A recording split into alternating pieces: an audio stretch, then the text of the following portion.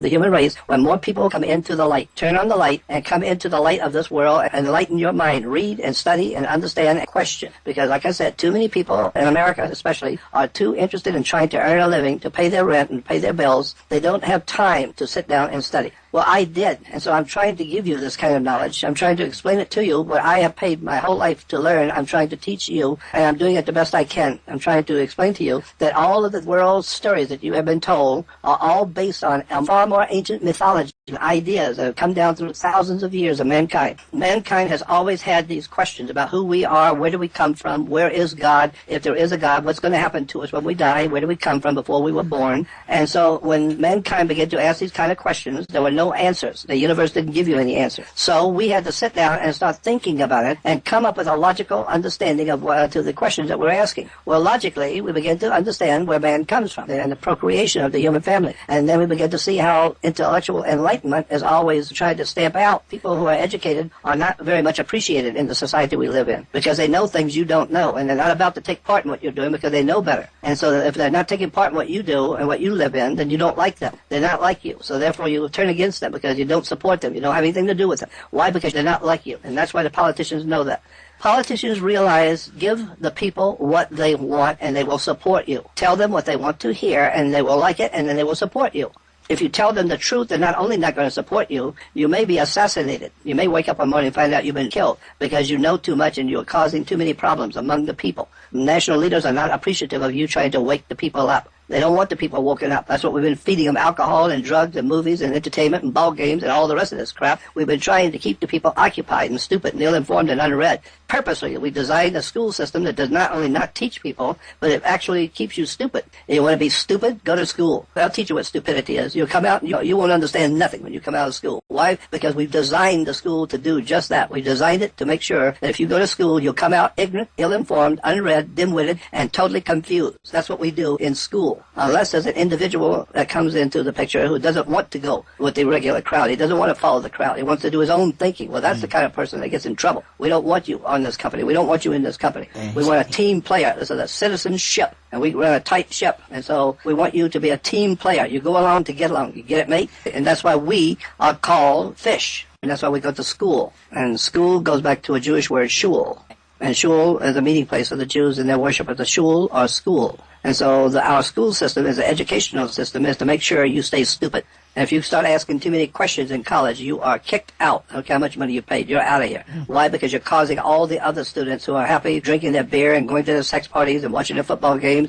You're causing the students to become concerned and start asking questions. And now we got problems in the class. We got problems with too many school kids asking too many questions that we can't answer. We don't want to answer. And you're the one that's causing them to wake up and ask these questions, so we don't want to hear from you anymore. We've had enough of you. So you're kicked out or thrown into jail, or you'll lose your license to be a doctor if you're telling people things they're not supposed to know. And so people who want to do something to help their fellow man, today's world, you will go to prison and you will probably be taken out. You'll probably be removed from the world. Well, but and they'll find your body someplace. The overwhelming majority of the fish in the school do not see anything except the tail of the fish in front of them. Only a very few know anything that's actually happening because in front and behind the rest of them is another fish. And like I said, even if they've got their eyes open, all they're seeing is the tail end of a fish just like that. That's exactly right. And that's why we say if you're not the lead dog, then for you the scene never changes. You don't know where you're going. You just follow the other dog's butt in front of you. You don't know where you're going. Just keep pounding the pavement and running like all the other dogs and follow the lead dog. The lead dog is the one that's seeing in the future. He's out in the front. And so all you have to do as a dog is just follow. Wherever the lead dog goes, that's where you go.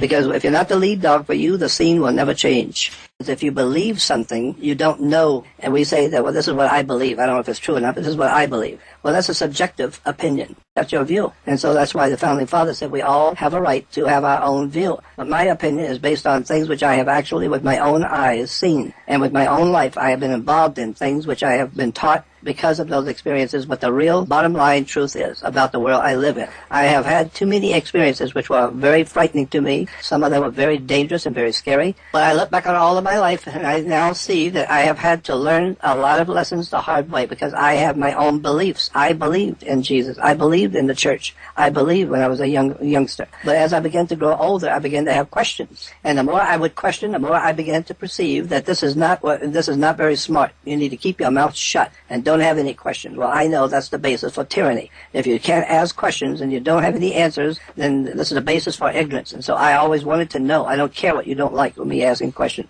I want to know. And so I realized that you have to do it on your own. Nobody's going to help you. You want to know. There's a lot of information out there. Just open your mind, because your mind's like a parachute. It don't work if it's not open. So open your mind and realize for the first time in your life, because something you hold to be very important and very dear and very real may not be real at all. And so I ask people in the past, have you personally ever been fooled or lied to, and you believe something that somebody told you? Have you ever been lied to and then found out later on that what you were told was not true? So maybe somebody was very smart and very clever and deceived you, and you were young and you were impressionable as a child or as a young person, and you believed what you were being told, but there was no proof of it. You were just told, here's the way it is, son, and this is the way it is, and this is what you need to believe, and that's it. And so you go through your life believing that until one day at 80 years old, you settle down, and for the first time, you start thinking about your life that you've lived all your life and what you have believed about life. Now you begin to understand for the first time government propaganda, lies, religious beliefs, and the schools and how they've kept you ignorant and ill-informed and lied to you and didn't tell you the truth, and all kinds of tragedies begin to come up in your mind. How much, if you've been lied on this or that, and you see it's a lie, what else have you been told that's not true? And then you begin to really go down what they call the rabbit hole,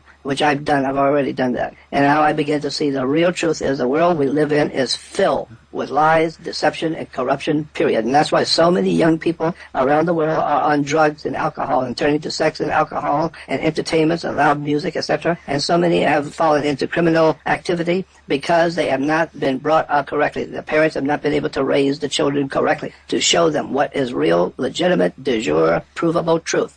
And stay on their minds, stay on their heads, and make sure that the children are continually in your care, understanding how the world works, what they can do, what they can't do, and why the world works the way it does. Well, see, parents don't know those things, so they can't teach their children, and therefore the children grow up to be ignorant, ill-informed, unread, and ignorant. Then they have children themselves, and their children grow up to be ignorant, ill-informed, and uninformed. And my God, one day you wake up and there's 7.5 billion people on the earth that have an IQ of 40. And there's some people on this earth that are so incredibly intelligent that they're able to balance it out. A handful of people are brilliant, putting together computers and computer programs for us, very highly intelligent and brilliant people. Does that mean they're good and they're holy and moral? No, it just means they're very bright and intelligent. And they are put to work by governments. Governments come in and they give you IQ tests when you're a kid. Why? Because the IQ test was designed as a tool in the hands of military. The people who run this world want to know who are the smart kids and who are the regular ignorant dummies. Who are the real smart ones? Because when we find some kid that's got an extraordinary intellect, and we test him with an IQ test, and we see this kid is smart. He picks up on stuff quickly. He's very, very bright. The way he analyzes things, we need to bring him in and give him a scholarship and bring him in and put him in the military. We'll hire him to work for the CIA and the NSA, National Security Administration. We'll hire him to put him to work for the U.S. government because this kid's smart. Why? Because we know, because he's taken an IQ test. And so that's what the IQ test was all about, to separate the really brilliant children from the regular kids who are never going to go anywhere. They don't know from nothing. They don't care about nothing. They're just having fun drinking their beer and going to the ball game. And they'll end up being regular, ordinary people who will go along to get along and do whatever they're told to do because that's the way everybody else lives.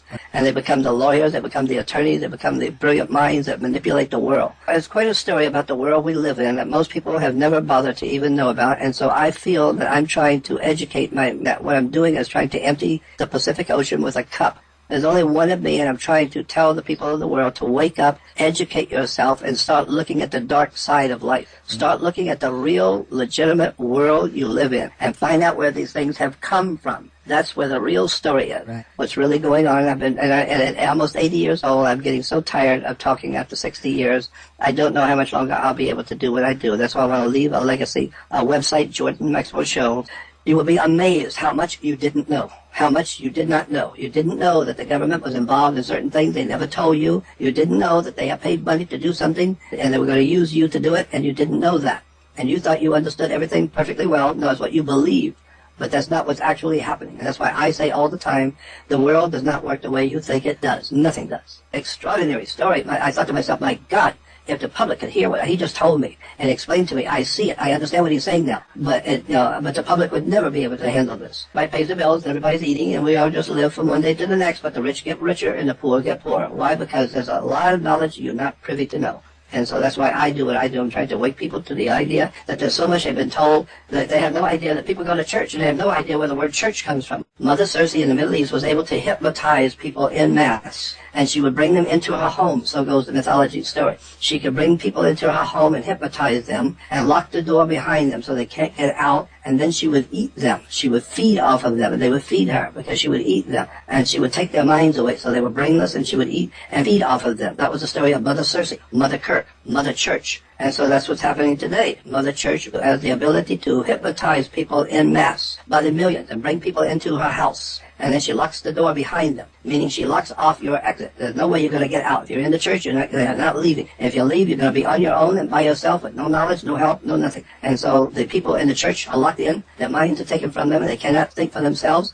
And now they're going to be eaten. And therefore, they're going to financially give the money to the church. And then Mother Church will live off of them. She will eat them and live off of them. And so when you understand this history of religion, you begin to see it. Well, that's what the church is doing. And the church is a corporation. It's a company by the Knights Templar in the Scottish Rite. It goes back to an old ancient secret society that the Pope sent into the Middle East to take over Jerusalem. And that's why today churches are a corporation. They've made it into a business. And that's why the different churches are called denominations, like of 5s and 10s and 20s and 50s and 100s. Exactly. Money is divided into denominations. Well, so are churches, because that's money.